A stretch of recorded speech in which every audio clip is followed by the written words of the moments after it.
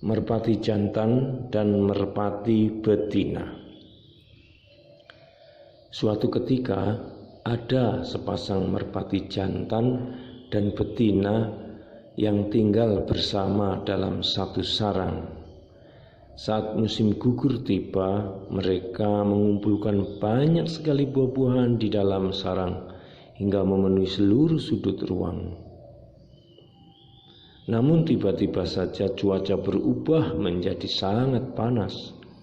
Beberapa hari kemudian semua buah-buahan tadi menjadi kering dan seakan-akan hanya memenuhi setengah bagian sarang. Melihat keadaan ini, si merpati jantan menyalahkan si betina. Memetik buah-buahan saja sudah menghabiskan banyak tenaga, sekarang kamu malah memakan setengah dari persediaan buah kita sendirian. Beginya marah. Si merpati betina membantahnya. Ia berkata, saya sama sekali tidak memakannya. Buah-buahan itu berkurang dengan sendirinya. Dengan marah sang merpati jantan membentak si betina.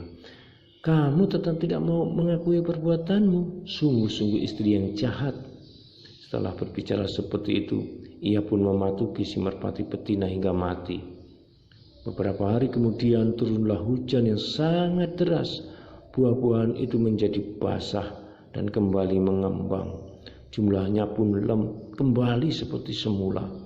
Melihat hal ini, si merpati jantan merasa sangat menyesal. Ia berkata dengan sangat sedih, istri saya memang sama sekali tidak memakannya. Saya telah salah membunuhnya.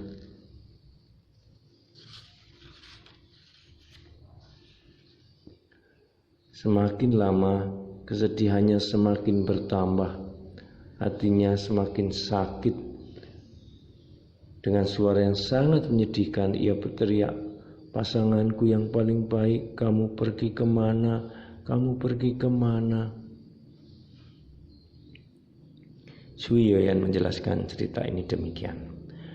Banyak orang kerap kali tidak bisa membedakan benar dan salah, sehingga mengambil keputusan secara sembarangan.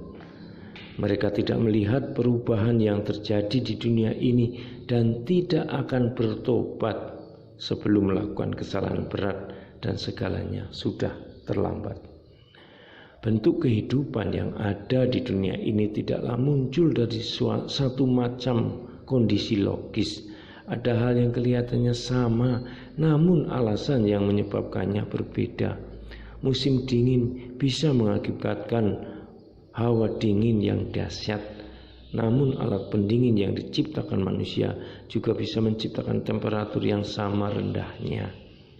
Merpati jantan pada cerita di atas melakukan tindakan yang sangat keliru dengan membunuh merpati betina. Ada dua alasan yang menyebabkan kekeliruan tersebut. Yang pertama adalah ketidaktahuannya. Ia tidak mengerti kalau buah yang kering akan menciut karena kadar airnya berkurang. Kedua, ketergesaannya dalam mengambil kesimpulan bahwa si betinalah yang memakan buah-buah itu. Akhirnya karena dikuasai amarah, si merpati jantan mengambil tindakan, yaitu membunuh si betina. Kesalahannya yang ketiga adalah bertindak tanpa memikirkan akibatnya. Andai saja musim hujan tidak datang, si merpati jantan akan terus mengira bahwa tindakannya benar dan ia tidak bersalah. Tetapi Tuhan sangat adil. Setiap orang yang telah melakukan kesalahan harus mendapat hukuman, meskipun hukuman itu hanya dalam bentuk siksaan batin. Hujan yang turun membuat buah-buahan yang tadinya kering menjadi basah dan kembali ke bentuk asalnya. Si jantan pun mulai merasakan penyesalan yang mendalam, tetapi semuanya sudah terlambat. Selama sisa hidupnya ia akan selalu hidup dalam penyesalan. Ada beberapa kesalahan yang tidak dapat diperbaiki dan menyisakan rasa penyesalan mendalam. Dalam menghadapi hal yang tidak bisa diperbaiki atau ditambal, janganlah sekali-kali kita bertindak ngawur dan seroboh, karena tidak ada orang yang akan menolong kita apabila hal itu terjadi.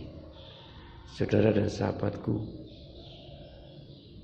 kadang kita harus berhati-hati dan waspada dalam hidup supaya kita tidak menyesal dalam menapaki tujuan hidup. Seorang pendamping rohani yang saya alami ketika melakukan kebimbangan di dalam hidup, lebih baik tidak memutuskan apa-apa, direnungkan baik-baik supaya tidak ambil keputusan yang salah dalam hidup. Kita harus sabar. Salam, Tuhan mencintai kita semua dengan hati yang berkobar.